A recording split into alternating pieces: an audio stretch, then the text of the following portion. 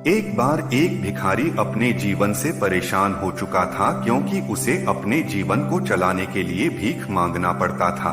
उसे हर एक चीज के लिए भीख मांगना पड़ता था। इसी बात को लेकर वह दुखी रहता और दिन भर यही सोचता कि उसकी जीवन में बदलाव कैसे आएगा। यह सोचकर वह निराश हो जाता। वह हर दिन देखता कि बहुत सारे लोग निराश होकर आंखों में आंसू लिए लोग और विभिन्न चिंताओं से परेशान लोग गौतम बुद्ध की तरफ जाते और वापस लौटते समय वे लोग बहुत ही खुश होते थे। वह भिखारी यह नहीं समझ पा रहा था कि गौतम बुद्ध उनके साथ ऐसा क्या करते थे कि वे बेहद खुश हो जाते थे। वापस लौटते हुए लोगों के हाथों में ना तो ढेर सारे पैसे होते थे, ना ही सोने चांदी, तो फिर ऐसा क्या होता था कि लोग बुद्ध के पास से लौटते वक्त इतना खुश होते थे। यह सब सोचकर वह भिखारी भी निर्णय लिया कि वह भी महात्मा बुद्ध के पास जाएगा और देखेगा कि ऐसा वहाँ क्या हो रहा है कि दुखी लोग उनके पास जाकर खुश हो जाते हैं। वह बुद्ध से मिलने के लिए उनके पास चल पड़ा। जहाँ बुद्ध मौजूद थे वहाँ बहुत लंबी कतार लगी हुई थी, तो वह भिखारी भी कतार में लग गया। कतार में लगकर वह अपनी बारी का इंतजार करने लगा।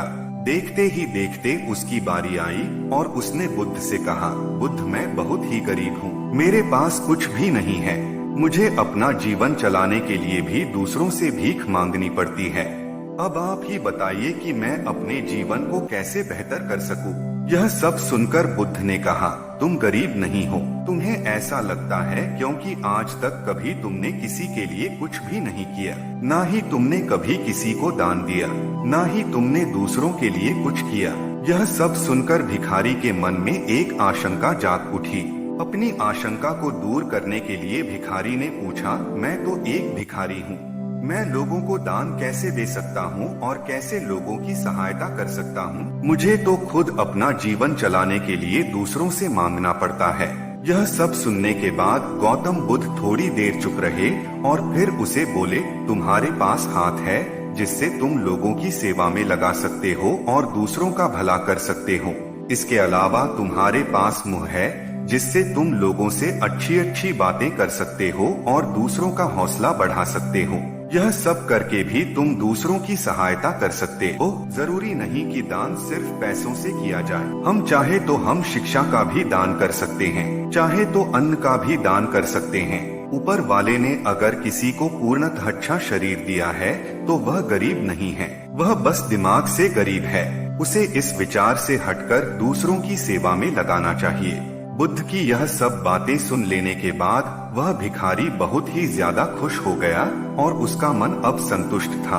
हम सब इस बात की चिंता में समय बर्बाद करते हैं कि हम गरीब हैं, लेकिन यह सत्य नहीं है। सत्य तो यह है कि जब तक हमारा शरीर पूरी तरह से बेहतर है तो हम उसका उपयोग करके आगे बढ़ सकते हैं और खुद के जीवन को बेहतर बना सकते हैं। अगर कोई व्यक्ति सिर्फ अपने गरीबी पर ध्यान दे और उसे बदलने की कोशिश ना करें तो वह मूर्ख है। इसके अलावा हमें इस कहानी से यह भी सीख मिलती है कि दान सिर्फ धन का ही नहीं, शिक्षा, भोजन, अच्छे विचार आदि का भी किया जाना जरूरी है। अगर आपके पास धन नहीं है तो आप शिक्षा का दान कर सकते हैं या फिर आप दूसरों के लिए अच्छे विचारों का भी दान कर सकते हैं। इससे समाज बेहतर होता है।